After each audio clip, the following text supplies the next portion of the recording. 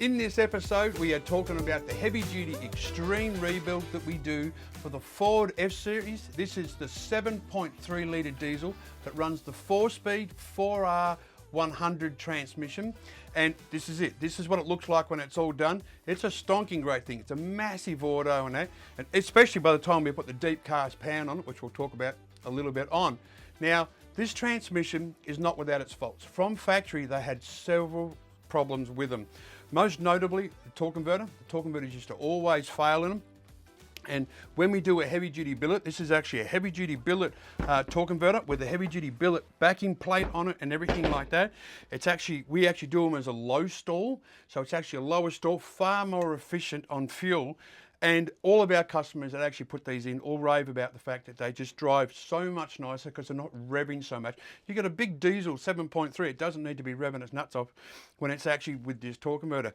Makes a big difference, much better on the back pocket, saves you a ton of fuel, much better way of doing it. Now we'll move on. Everything you see on the table is actually part of the rebuild. One of the other things we have problems with is snap rings. A couple of the snap rings inside, one in particular, will actually blow off. We've had cases in that where transmissions have come in and it's just been the circlips actually blowing off on the inside. So this is an aftermarket one that is done and it actually stops that from happening. We do a version of a heavy duty valve body with this, but we use an aftermarket kit with this, and part of that is all these different valves. Now without taking all of them out of the plastic bag, every single one of these bags here has a different valve in it that we actually upgrade. Look at all the springs. There's got to be 15, 20 odd springs in this that is all done, especially the main pressure regulator and the boost valve is all done as part of this valve body. It lifts it to the whole next level. It makes the whole transmission drive absolutely incredible. We find that is probably another big reason that we see. Just simply when they build it, they just didn't get the pressures quite right. And it's always been the case with these, but you put a billet torque converter, deep cast pan and these on anything. Even ones that actually haven't had problems, we get people come in and they say, look, let's put a billet torque converter in, cast pan, do the valve body and that. And a lot of the times you're often sailing, not a problem whatsoever.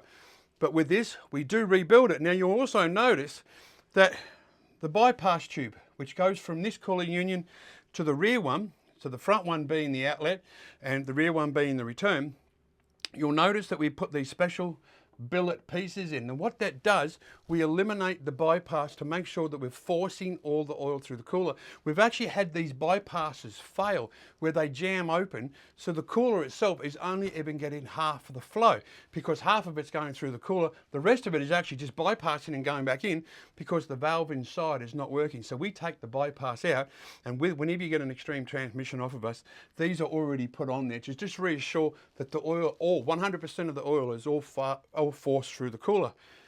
We're getting the rebuild.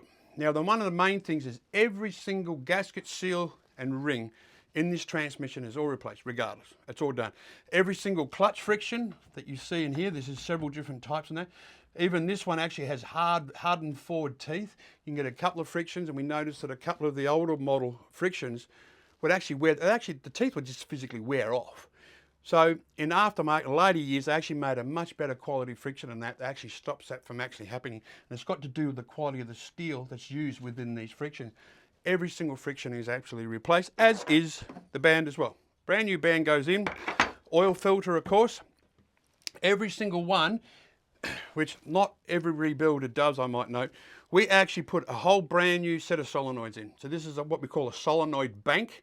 So rather than skimping, they rebuild it and they reuse the solenoid bank. We just put a brand new solenoid bank in every single time just to make sure that she's gotten a good birthday. You got no problem. Every single needle roller bearing is replaced, or Torrington. Every single thrust that you see here is replaced. All the bushes are all done as well. And there's a couple of more thrusts here. All of them are done.